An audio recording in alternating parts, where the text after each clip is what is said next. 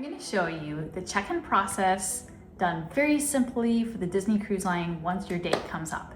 And stick around until the end where I give you the best secret of all time to get the world's best port arrival time. You don't want to miss it. Please subscribe to our channel and like and comment on the videos. It would bless us so much. Thanks. So I'm going to walk you through the check-in process for the Disney cruise. So first you log into your Disney Cruise Line app, and then you go to this section where it says already booked, and you hit my reservations, and we're here at my reservations. We have already checked in for this one, so you just go here. Don't judge me, we have a lot of cruises. We're gonna go check into the cruise that we need to. So you just go on that reservation list. So if you see multiple ones, it's always gonna take you to the next one available, but that's why you go to this menu, and then you can click whichever one you wanna check into. So now that we're here, we go to online check-in. So we're gonna go ahead and click this. I do recommend doing this on a desktop just because it is going to be easier than your phone. Sometimes it can be a little glitchy on the phone. So we're going to begin our check-in, and then what language you speak, and then your emergency contact. And then over here, you upload your documents. Now I find it easier. I have a folder right here that I'm going to just drag my documents over from here all the way here. Once you've uploaded your photo of your passport, then it's automatically going to plug in the information, and you just have to verify that everything is correct. And then they want to see an updated photo. Again, they don't want any black and white photo. They want a color photo with no filters, from shoulders up, looking straight forward, with face visible, and only one person in the photo. So I'm going to go ahead and just use a work photo that I've used in the past. And that's perfect. And again, you don't want to use a picture of your license. You don't want any hats, objects, or sunglasses, and you don't want any other people in the background. The fact that it has, sort of a brick background, I've used this photo before, they're fine with that. Or you can just take a picture against your wall. And then they ask if you're going to be pregnant 24 weeks or more during sailing, and that is going to be a no for me. And then with kids, you want to make sure that the legal guardian is with the child. So if I was going to sail with my niece, for example, then I would need an authorization from a legal guardian. So you want to make sure that's all taken care of before you check in. In this situation, we are the legal guardians, so I'm going to go ahead and click yes. Now that we've uploaded everybody's information, we're going to go ahead and go to onboard account. So on this section, they want to know that if a child's under 18 years old, that they will be accompanied by the parent associated with that cabin. So you can also give them permission to leave the ship with another person, but we are not going to do that. So we are going to say only my child is going to depart the ship with us. And then we can go ahead and get them all registered for the youth club. So you have to verify that they're between 3 to 7 years old, and that they're potty trained. And then here you can put in if they have a nickname. You can also specify if they have any allergies. And if you want to give them rights to utilize an epinephrine injector medication, you can for any allergic or anaphylactic response. So we don't do that because they don't serve food. So, and we're not going to give our child anything that's going to cause them to have anaphylactic shock. So we don't do this. And then anything else like that you want to post here, that you can write additional comments. All right. And then there is an acceptance of youth activities policies, and they have a view of, I'm not going to read the whole thing, but just their policies as a cruise line. And then we go ahead, I'm just going to put my name. And then another author, I'm going to authorize my husband, authorize guests to pick up the kids. And then you do have to put a secret word here, and that's something that only you and your family are going to know when you check in your kids. So it's going to be a password that you and your kids know. Don't share it with anybody, and you will use that when you pick up your kids. I don't know why they make you register for this online, because then you also have to register for Kids Club on the ship. So don't think if you registered here that you're good to go on the ship, because you are not.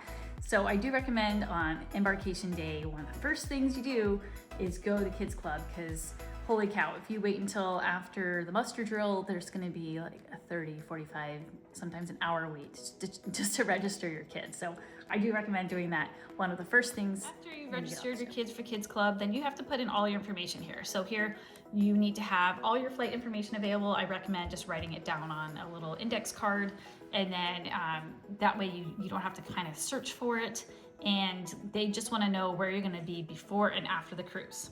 So after you've done put in your guest information, then you go to onboard account, and they only want one credit card per stateroom. So I'm gonna go ahead and put all that information in. Then they go over your payment information. So you can read this here, and they're automatically gonna process your card each time your account reaches the following balances, and you can see all those numbers here. And then if you click the guests below, and if you click them, you agree to make full payment prior to the debarkation. So you can modify this at guest relations when you get on board, and if you decide to change your mind. But again, they like one credit card on all this, and you want to have this information available as fast as possible, because this goes live at midnight, and based on your Castaway Key Club membership. So the more Disney cruises you take, the higher your membership, and the earlier you can check in, which allows you to book things like the Royal Gathering and some other port adventures, and also, more importantly, your arrival time. So this is the point where you really don't want to be scrambling for your credit card. You don't want to be scrambling for your flight information. You want to have all of that ready to go, and then you get to this part. Now, why am I not doing this at midnight? Because we already have our port arrival. And this is my Disney hack to you. If you don't want to have to worry about checking in at midnight, which can be a little stressful, you want to take the Disney Cruise Line bus. So what we like to do is we like to fly into Orlando, stay at one of the hotels, and then take one of their buses. You don't even have to stay at a Disney hotel. You can stay at another hotel and still take a Disney cruise bus from either their hotel. You just get an Uber over to their hotel in the morning, or you can take it from the airport. So I know that even the hotel there at the airport, they do offer Disney Cruise Line transfers. So lots of options, but whenever you take the Disney Cruise Line bus, you don't have a port arrival time because it is based on when the Disney bus arrives. So that is an incredible hack. And usually it arrives right when the port opens, and then you can get in right after concierge gets in. So the other option is you can do concierge, and then you don't have a port arrival time as well. So those are your two options for really not having to worry about the port arrival time. Otherwise, when you're right there at midnight, make sure you have everything available so that you can quickly go through things. And then I recommend booking Royal Gathering right off the bat, and then pick your port arrival time. You can see here this very long contract that you can read on your own. You can save it to your computer, you can print it out. It's exhaustive. I've actually have read it before, and once you agree to it, you say I've read it. You can have it, again, you can print it or you can email it to yourself, and then you can complete the check-in process. Afterwards, you'll get a little verification that everything's good to go. Now, it is absolutely critical that you print this out. So you can send it via email. So I do both. I'll send it via email and then I'll print it out. And I always carry it with me because God forbid your phone's not working or Wi-Fi is out or some glitch happens, you will not be able to get on the ship without your port arrival form. And you have to show it multiple times. You have to show it when you go into the port, you have to show it twice there, and then you need to show it once you get on the ship. And then I want to say there's like another checkpoint. There's so many checkpoints where you have to show this form. So it's just easier if you just have a piece of paper. I know it's old school, but I do recommend having that. Again, you can have it on your phone as well. We always have it on our phone, but paper is never going to go wrong, and you have to have your passports anyway. So I just have it in my little billfold and I use that. Now, this is the most handy little travel, I don't even know, wallet, purse, but it's awesome. I have had this since I was in college, and I used to put my airline tickets in here back in the day when they were like this. So great travel item. And then what I like to do is I like to have all my passports in here, bring an old credit card or any sort of card that you don't want to use, not even a credit card, like an old ID or an old cruise card, put it here. because the only way to keep the lights on in your room is to put one of these in the room. So we always bring and keep these in here for that purpose only. And then we like to have all of our port arrival form right here, printed out, ready to go. And then as well as any sort of luggage tags, we put it right here. And then I do love, you know, we have 2 little kids and you can travel with a birth certificate with kids, but the line to get off the ship is significantly longer.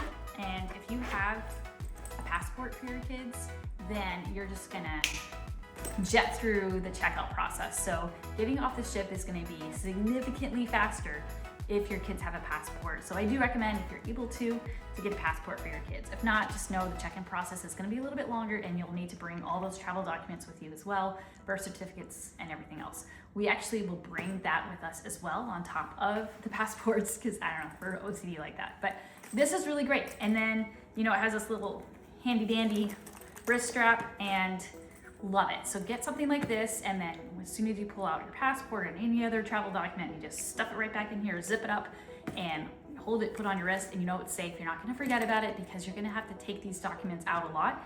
And you know, my niece, she was on a trip and she pulled out her passport. She had to use it to get on a plane, and then through the chaos of getting on a plane, she put it down somewhere and she lost her passport and was stuck abroad. So it's a big deal.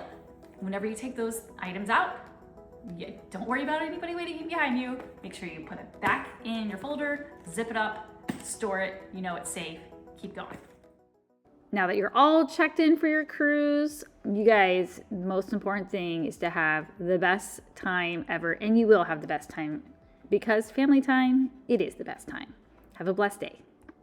Please subscribe to our channel and like and comment on our video if you enjoyed its content. Here's another video we think you'll enjoy. Have a blessed day.